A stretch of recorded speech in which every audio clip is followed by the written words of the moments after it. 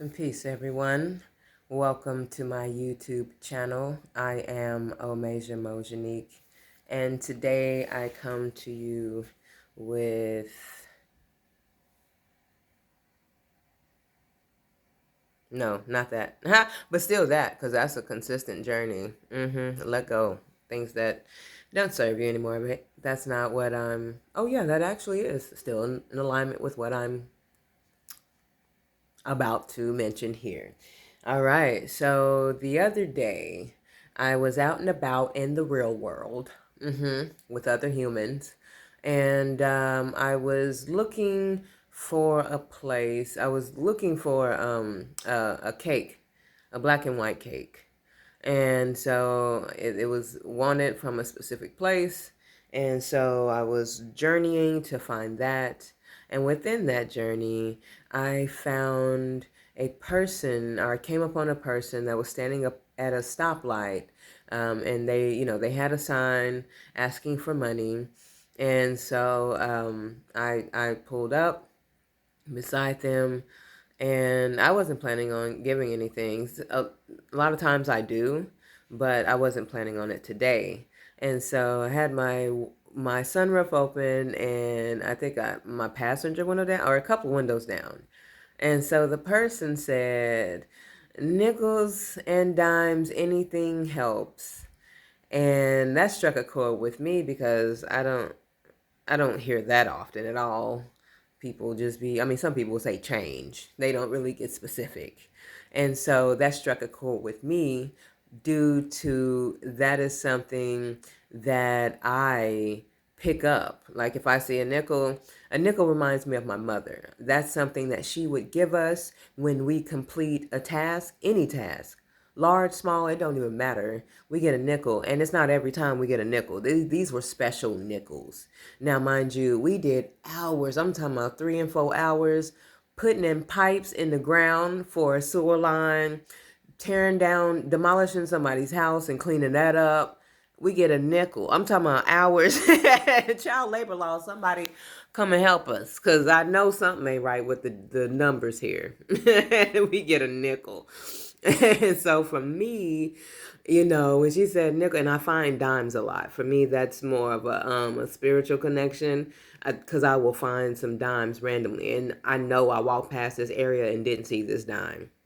I find them quite frequently as well. And so with that, I align with those two energies. And so when she said that, I was like, all right, fam, I hear you. Let me go ahead and give you some money right quick. I ain't give her no change. I gave her some dollars. And so I gave that to her. She was like, God bless, bent down, made eye contact and everything, had a whole little conversation. And, I was like, yeah, God bless you too. You be safe out here. She looked rather young. And she's Caucasian. And so this will go into the story. And so then I'm driving further, the light turns green, and I go on my way.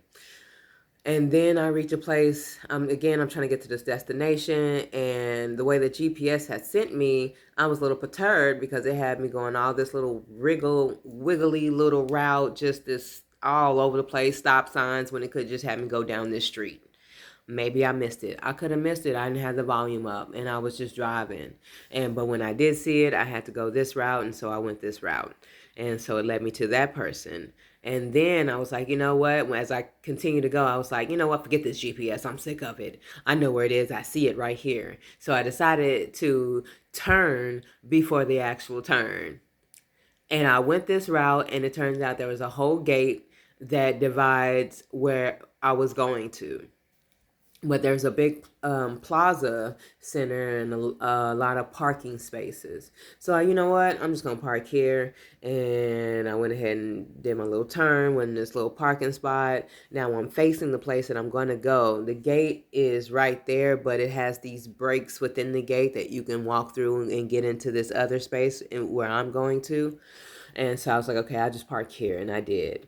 And as I'm parked and facing the place I'm looking to go, this man, I see he's breaking some boxes, and so I noticed that his crack is showing, and he too is Caucasian. And so his crack is showing. It's very bright outside, and he's bright. So I can see him very well with his crack. And as he continued to try to break these boxes on this pole, like the poles that try to stop you from hitting buildings, like at Walmart, they have those big podium, those poles there. And so it's just a little yellow pole, but he's breaking these boxes up on this pole. And so I'm thinking, okay, he's part of this company that has this truck right here. And so I'm like, maybe he's doing that. And then I see him pick up this pallet, and he's trying to break it on this pole. And I was like, oh. And so I was like, I got to get that. So I got out of my car, and I like pallets. I'm attracted to wood and pallets. I love wood. I love the smell of wood. I really have this thing, like it gives me the feels inside of my whole being. And so when I see stuff, and I like pallets, especially nice looking different pallets, or box crates that just look so different and unique, I'm attracted and drawn to those things. And I've been wanting some pallets. Earlier that day, there was this whole pallet area, and I was like, y'all giving away pallets? He's like, no, we're selling these. I said, okay, I'll keep moving along there, sir. And did. And hours later, I run into this guy. And so I said, may I have that pallet? And he was like, yeah, this one? You want this one too? And I was like, yeah, got the one pallet, and the other one. And he was like, yeah, I'm just breaking up my home. What? In the parking lot. So yeah, he had built his pallet and boxes, a house right next to this electrical box. One of them big green boxes that is an electrical unit outside of a business. He had made himself a home there out of those materials. And I saw his bag of groceries, and I was like, oh, okay. And so I got it and put it in the car, and he was like, oh yeah, and there's some more over here right there in this container. I was like, what? Do tell. And so I said, all right, now I got to move my car over to where my actual destination is. So I went over there, started looking, and he was just, talking and everything.